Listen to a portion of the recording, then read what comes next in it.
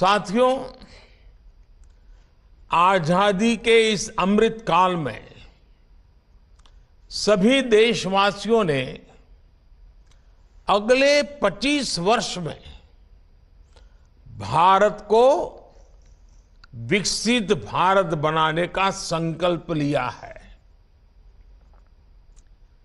आप सभी के साथ ही भारत के लिए भी ये अगले 25 साल, जैसे आपके जीवन में अगले 25 साल महत्वपूर्ण है, वैसे ही भारत के लिए अगले 25 साल बहुत ही अहम है। आज दुनिया में भारत के प्रति जो विश्वास बना है,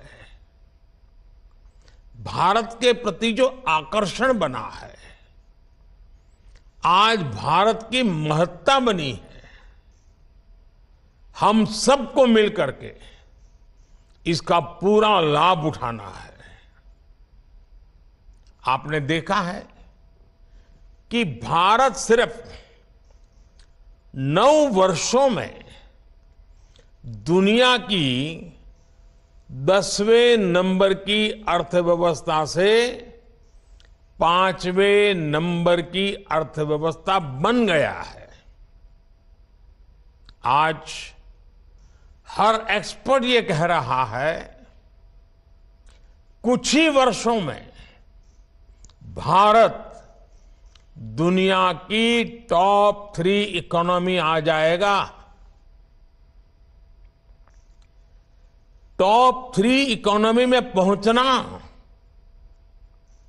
ये भारत के असामान्य सिद्धि बनने वाला है। यानी हर सेक्टर में रोजगार के अवसर भी बढ़ने वाले हैं और सामान्य नागरिक की आय भी बढ़ने वाली है। हर सरकारी कर्मचारी के लिए भी इससे बड़ा कोई अवसर नहीं हो सकता है, इससे बड़ा कोई महत्वपूर्ण समय नहीं हो सकता है। आपके फैसले, आपके निर्णय देश हित में, देश के विकास को गति देने वाले होंगे ही, ये मेरा विश्वास है। लेकिन ये मौका, ये चुनौती, ये अवसर, सब कुछ आपके सामने है। आपको इस अमृत काल में देश सेवा का बहुत बड़ा, वाकई बड़ा अभूतपूर्व अवसर मिला है। देश के लोगों का जीवन आसान हो, उनके जीवन से मुश्किलें समाप्त हो, ये आपकी प्राथमिकता होनी चाहिए। आप जिस भी विभाग में नियुक्त हो, जिस भी शहर या गांव में हो, हमेशा इस बात का ध्यान रखिएगा कि आपके कार्यों से जन सामान्य की कठिनाइयां कम हो, मुसीबतें दूर हो, ईज ऑफ लिविंग बढ़े और साथ साथ 25 साल के अंदर अंदर देश को विकसित भारत बनाने के सपने के भी अनुकूल हो। कई बार आपका एक छोटा सा प्रयास किसी के लिए कई महीनों का इंतजार समाप्त कर सकता है, उसका कोई बिगड़ा काम बना सकता है। और आप मेरी एक बात जरूर याद रखिएगा, जनता जनार्दन ईश्वर का ही रूप होती है। जनता से मिलने वाला आशीर्वाद, गरीब से मिलने वाला आशीर्वाद भगवान के आशीर्वाद के बराबर ही होता है। इसलिए आप दूसरों की मदद की भावना से, दूसरों की सेवा की भावना से काम करेंगे तो आपका यश भी बढ़ेगा और जीवन की जो सबसे बड़ी पूंजी होती है संतोष, वो संतोष वहीं से मिलने वाला है। अर्थव्यवस्था के विस्तार में हमारे बैंकिंग सेक्टर की बहुत बड़ी भूमिका होती है। आज भारत उन देशों में से एक है जहां का बैंकिंग सेक्टर सबसे मजबूत माना जाता है। लेकिन 9 वर्ष पहले ऐसी स्थिति नहीं थी। जब सत्ता का स्वार्थ राष्ट्रहित पर हावी होता है तब कैसी बर्बादी होती है, कैसा विनाश होता है। देश में कई उदाहरण हैं। ये हमारे बैंकिंग सेक्टर ने तो पिछली सरकार के दौरान ये बर्बादी को देखा है, झेला है, अनुभव किया है। आप लोग आजकल तो डिजिटल युग है, मोबाइल फोन से बैंकिंग का सेवाएं लेते हैं, फोन बैंकिंग करते हैं।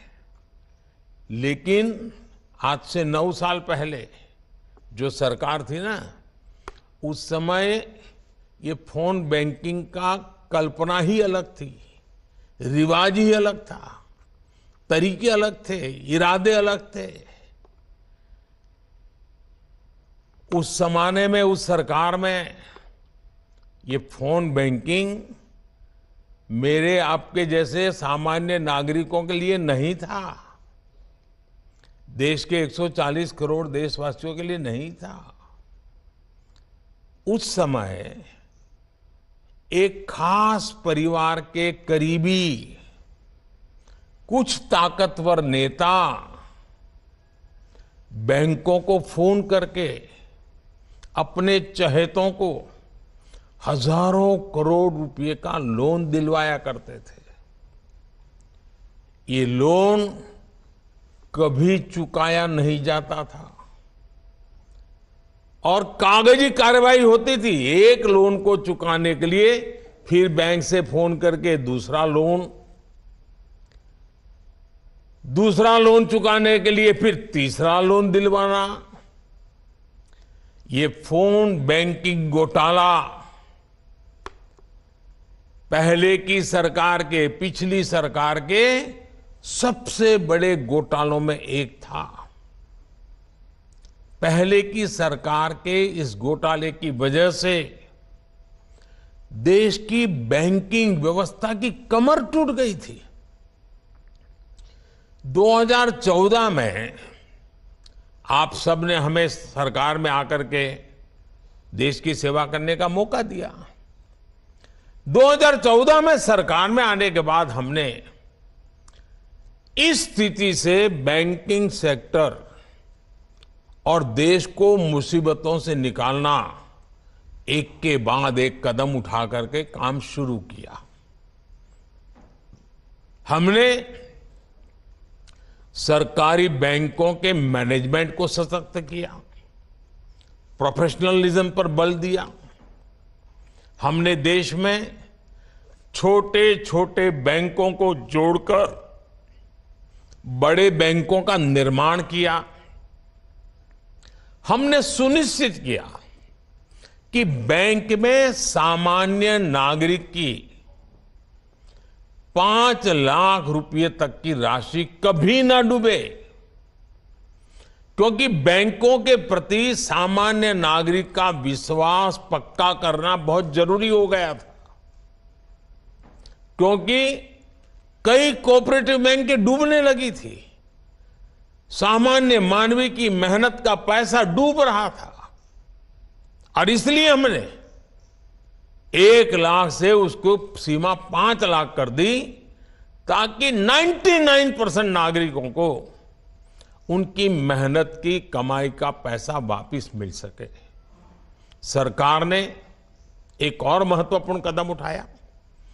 बैंक्रप्सी कोड जैसे कानून बनाए ताकि अगर कोई कंपनी किसी न किसी कारण से बंद होती है तो बैंकों को कम से कम नुकसान हो। इसके साथ ही हमने गलत काम करने वालों पर शिकंजा भी कसा। बैंकों को लूटने वालों की संपत्ति जब्त कर ली। आज परिणाम आपके सामने है।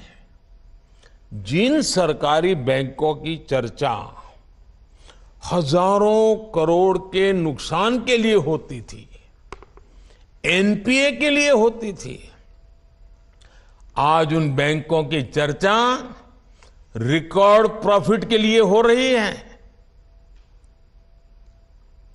साथियों, भारत का मजबूत बैंकिंग सिस्टम और बैंक के प्रत्येक कर्मचारी,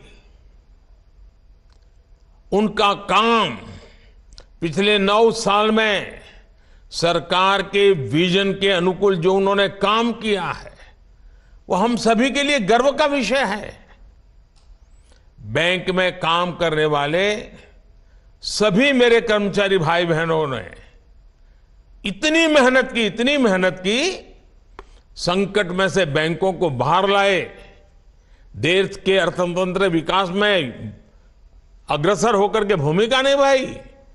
और इन बैंक कर्मचारियों ने, बैंक के लोगों ने कभी भी मुझे और मेरे विजन को न नकारा न निराश किया। मुझे याद है जब जनधन योजना शुरू हुई तो जो पुरानी सोच वाले लोग थे वो मुझे सवाल पूछते थे, गरीब के पास तो पैसे नहीं, वो बैंक खाता खोल के क्या करेगा, बैंकों पे बर्डन बढ़ जाएगा, बैंक का कर्मचारी कैसे काम करेगा। भांति भांति के निराशाएं फैलाई गई थी। लेकिन बैंक के मेरे साथियों ने गरीब का जनधन खाता खुले, इसके लिए दिन रात एक कर दिया। झुग्गी झोंपड़ी में जाते थे बैंक के कर्मचारी, लोगों के बैंक के खाते खुलवाते थे। अगर आज देश में करीब 50 करोड़ जनधन बैंक खाते खुले हैं तो इसके पीछे बैंक में काम करने वाले हमारे कर्मियों का परिश्रम है, उनका सेवा भाव है। ये बैंक कर्मियों की मेहनत है जिसकी वजह से सरकार कोरोना काल में करोड़ों महिलाओं के बैंक खातों में सीधे पैसे ट्रांसफर कर पाई। साथियों, कुछ लोग पहले ये भी गलत आरोप लगाते हैं और लगाते रहे कि हमारे बैंकिंग सेक्टर में असंगठित क्षेत्र के लोगों को मदद करने के लिए कोई व्यवस्था ही नहीं है। पहले की सरकारों में क्या हुआ वो तो आप भली भांति जानते हैं। लेकिन 2014 के बाद स्थिति ऐसी नहीं है। जब सरकार ने मुद्रा योजना के माध्यम से नौजवानों के बिना गारंटी लोन देने की ठानी तो बैंक के लोगों ने इस योजना को आगे बढ़ाया। जब सरकार ने महिला सेल्फ हेल्प ग्रुप्स के लिए लोन अमाउंट को डबल कर दिया तो ये बैंक के कर्मचारी ही थे जिन्होंने ज्यादा से ज्यादा सेल्फ हेल्प ग्रुप को आर्थिक मदद पहुंचाई।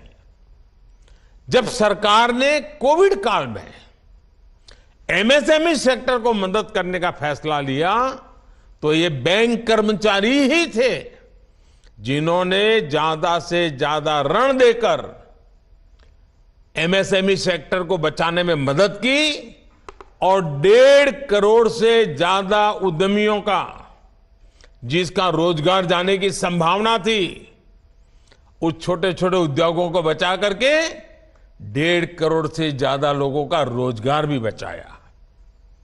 जब सरकार ने किसानों के बैंक खाते में सीधे पैसे भेजने के लिए प्रधानमंत्री किसान सम्मान निधि योजना शुरू की तो ये बैंक कर्मी ही है जिन्होंने इस योजना को टेक्नोलॉजी की मदद से सफल बनाने में कोई कसर नहीं छोड़ी। जब सरकार ने रेहड़ी पटरी और ठेले वालों के लिए, जो फुटपाथ पर बैठ करके अपने माल बेचते हैं, छोटी सी लॉरी लेकर के माल बेचते हैं, उनके लिए एक स्वनिधि योजना शुरू की। तो ये हमारे बैंक कर्मी ही हैं जो अपने गरीब भाई बहनों के लिए इतनी मेहनत करो। और कुछ बैंक ब्रांच ने तो ऐसे लोगों को ढूंढ ढूंढ करके, बुला बुला करके, उनका हाथ पकड़ करके इन रेहड़ी पटरी वालों को लोन देने के लिए काम किया है।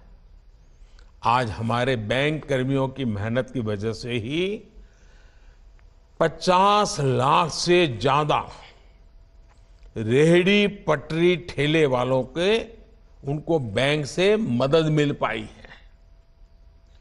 मैं हर बैंक कर्मचारी की सराहना करता हूं, उनका अभिनंदन करता हूं। और आप लोग भी अब जब बैंकिंग सेक्टर में जुड़ रहे हैं तो एक नई ऊर्जा जुड़ेगी, नया विश्वास जुड़ेगा, समाज के लिए कुछ करने की एक नई भावना पैदा होगी। पुराने लोग जो परिश्रम कर रहे हैं उसमें आपका परिश्रम जुड़ जाएगा। और मुझे पक्का विश्वास है कि हम बैंकिंग सेक्टर के माध्यम से गरीब से गरीब तबके को मजबूत बनाना चाहते हैं। उसमें आप लोग आज ये नियुक्ति पत्र के साथ ही संकल्प पत्र लेकर के जाएंगे। साथियों, जब सही नियत से फैसले लिए जाते हैं, सही नीति बनाई जाती है, तो उसके परिणाम भी अद्भुत होते हैं, अभूतपूर्व होते हैं। इसका एक प्रमाण अभी कुछ ही दिन पहले देश ने देखा है। नीति आयोग की रिपोर्ट में आया है कि सिर्फ 5 साल के भीतर ही भारत में 13.5 करोड़ भारतीय गरीबी रेखा से ऊपर आ गए हैं। भारत की इस सफलता में सरकारी कर्मचारियों की भी मेहनत रही है। गरीबों को पक्का घर देने की योजना हो, गरीबों के लिए शौचालय बनाने की योजना हो, गरीबों के घर में बिजली कनेक्शन देने की योजना हो, ऐसी अनेकों योजनाओं को हमारे सरकारी कर्मचारी ही गांव-गांव, घर-घर, जन सामान्य तक लेकर गए। जब ये योजनाएं गरीब तक पहुंची तो गरीबों का मनोबल भी बहुत बढ़ा, विश्वास पैदा हुआ। ये सफलता इस बात की प्रतीक है कि हम मिलकर भारत से गरीबी दूर करने के प्रयास बढ़ाएं तो भारत से गरीबी पूरी तरह से दूर हो सकती है। और इसमें निश्चित तौर पर देश के हर सरकारी कर्मचारी की बहुत बड़ी भूमिका है। गरीब कल्याण की जो भी योजनाएं हैं, आपको खुद भी उनके प्रति जागृत रहना है और जनता को भी उससे जोड़ना है। साथियों, भारत में कम होती गरीबी का एक और पक्ष है। कम होती गरीबी के बीच देश में नियो मिडिल क्लास का लगातार विस्तार हो रहा है। इससे रोजगार के नए अवसर बन रहे हैं। भारत में बढ़ते नियो मिडिल क्लास की अपनी डिमांड्स है, अपनी आकांक्षाएं हैं। इस डिमांड की पूर्ति के लिए आज देश में बड़े पैमाने पर मैन्युफैक्चरिंग हो रही है। आज जब हमारी फैक्ट्रियां, हमारे उद्योग रिकॉर्ड उत्पादन करते हैं तो उसका लाभ भी सबसे अधिक हमारे युवाओं को होता है। आजकल आप देखिए, आए दिन किसी नए रिकॉर्ड की चर्चा होती है, नए अचीवमेंट की चर्चा होती है। भारत से रिकॉर्ड मोबाइल फोन एक्सपोर्ट हो रहे हैं। भारत में इस साल के पहले 6 महीने में जितनी कारों की बिक्री हुई है, वो भी उत्साह बढ़ाने वाली है। इलेक्ट्रिक व्हीकल्स की भी भारत में रिकॉर्ड बिक्री हो रही है। ये सब देश में रोजगार बढ़ा रहे हैं, रोजगार के अवसर बढ़ा रहे हैं। साथियों, भारत के टैलेंट पर आज पूरी दुनिया की नजर है। दुनिया में अनेक विकसित अर्थव्यवस्थाओं में लोगों की उम्र तेजी से बढ़ रही है। सीनियर सिटीजन से दुनिया के कई देश विपुल संख्या से भरे हुए हैं। युवा पीढ़ी उनके यहां कम होती जा रही है। काम करने वाली आबादी घट रही है। इसलिए ये समय भारत के युवाओं के लिए बहुत मेहनत करने का है। अपनी स्किल, अपनी क्षमताओं को बढ़ाने का है। हमने ये देखा है कि भारत के आईटी टैलेंट की, डॉक्टरों की, नर्सों की, और हमारे गल्फ कंट्रीज में तो कंस्ट्रक्शन की दुनिया में काम करने वाले हमारे साथियों की कितनी डिमांड रही है। भारतीय टैलेंट की इज्जत हर देश में, हर सेक्टर में लगातार बढ़ रही है। इसलिए पिछले 9 वर्षों में सरकार का बहुत बड़ा फोकस स्किल डेवलपमेंट पर रहा है। पीएम कौशल विकास योजना के तहत लगभग 1.5 करोड़ युवाओं को ट्रेनिंग दी जा चुकी है। सरकार 30 स्किल इंडिया इंटरनेशनल सेंटर भी स्थापित कर रही है, ताकि हमारे युवा ग्लोबल अपॉर्चुनिटी के लिए तैयार हो सके। आज देश भर में नए मेडिकल कॉलेज, नई आईटीआईज, नई आईआईटी, टेक्निकल इंस्टीट्यूट्स बनाने का भी अभियान जोरों पर चल रहा है। 2014 तक हमारे देश में करीब 380 मेडिकल कॉलेज ही थे। पिछले 9 वर्षों में ये संख्या 700 से अधिक हो चुकी है। इसी प्रकार नर्सिंग कॉलेजों में भी बहुत बड़ी बढ़ोतरी हुई है। ग्लोबल डिमांड को पूरा करने वाली स्किल्स भारत के युवाओं के लिए लाखों नए अवसर बनाने जा रही है।